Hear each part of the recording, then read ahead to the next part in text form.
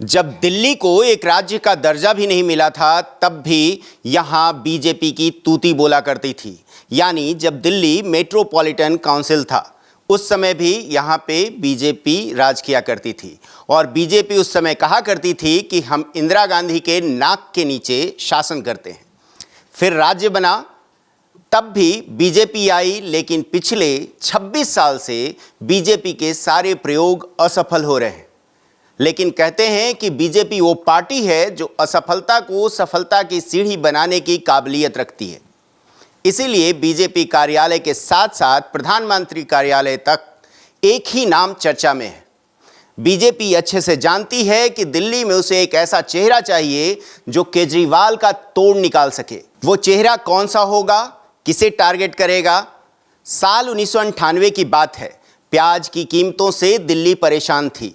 साहेब सिंह वर्मा उस वक्त दिल्ली के मुख्यमंत्री हुआ करते थे। बीजेपी नेतृत्व इस बात को लेकर कश्मकश में था कि वो करे तो करे क्या। फिर भगवा दल ने एक मास्टर स्ट्रोक चला और दिल्ली को पहली महिला मुख्यमंत्री के रूप में सुषमा स्वराज मिली। 52 दिनों तक उनकी सरकार भी रही, लेकिन उसके बाद से दिल्ली की सत्ता से बीजेपी गायब है।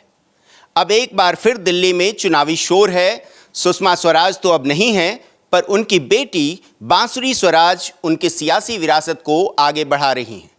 उन्होंने अपना पहला चुनाव भारी मतों से जीतकर खुद को साबित भी कर दिखाया है। वो पढ़ी लिखी हैं। अपनी मां की छवि को लिए बांसुरी बीजेपी के लिए वो मास्टर स्ट्रोक हो सकती हैं जो दिल्ली में बीजेपी के सियासी सूखे को खत्म करेगा।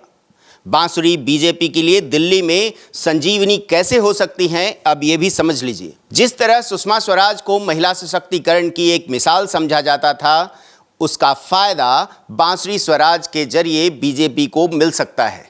प्रधानमंत्री मोदी अक्सर महिलाओं की राजनीतिक भागीदारी का जिक्र करते हैं, उन्हें आगे बढ़ाने की कोशिशों पर बल देते हैं।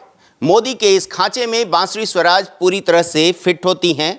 अगर बीजेपी उन्हें फेस बनाती है तो नारी शक्ति की ताकत का फायदा बेशक बीजेपी को होगा। दिल्ली में बीजेपी के लिए एक बड़ी चुनौती स्थानीय चेहरे का न होना भी है। बीजेपी दिल्ली में अपने संगठन से नहीं बल्कि चेहरे से मात खाती आई है। आम आदमी पार्टी की तरह बीजेपी के पास कोई ऐसा चेहरा नहीं है जिसे बीजेपी केजरीवाल की काट के तौर पर इस्तेमाल कर सके। हालांकि बीजेपी हर राज्य में मोदी के चेहरों का इस्तेमाल कर चुनाव जीतती रही है, लेकिन दिल्ली की सियासत बाकी राज्यों से अलग है। यहाँ केजरीवाल दिल्ली का बेटा होने का दंभ भरते हैं। ऐसे में बीजेपी अगर दिल्ली की बेटी को आगे करेगी तो शायद उसे इस मोर्चे पर सफलता मिले। सियासत में ये जरूरी नहीं है कि हर बार जीत ही हासिल की जाए।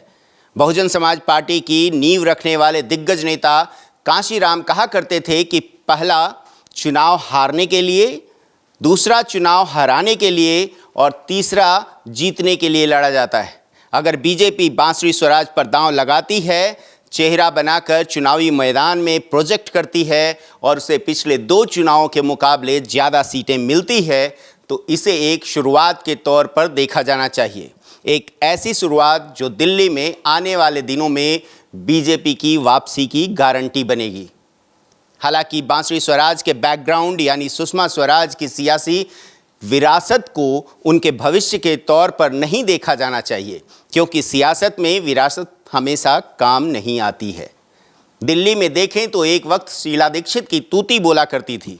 1998 से लेकर 2013 तक वो लगातार 15 साल दिल्ली की मुख्यमंत्री रहीं, पर उनके बेटे संदीप दीक्षित की सियासी हैसियत किसी से छिपी हुई नहीं है। इसी तराजू में अगर बांसुरी स्वराज को तौला जाए तो उनका पलड़ा कहीं ज़्यादा भारी है। पहले ही चुनाव में उन्होंने जीत हासिल की। स्वभाव में अपनी मां की तरह सौम्य और मृदुल हैं, लेकिन वाक्पटुता में उतनी ही बुलंद। ऑक्सफोर्ड से पढ़ाई करके आई हैं। सियासत भले ही विरासत में मिली है, लेकिन मेहनत में फिर भी कोई कमी नहीं है।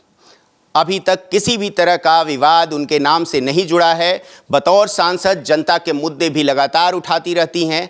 ऐसे में अगर बांसुरी स्वराज को बीजेपी दिल्ली में ब्रह्मास्त्र की तरह इस्तेमाल करती है तो यकीनन बीजेपी को सफलता मिल सकती है। तो क्या मां के साथ गई दिल्ली की सत्ता बेटी ही वापस लेकर आएगी? आपकी क्या राय है, ज़रूर बताइएगा।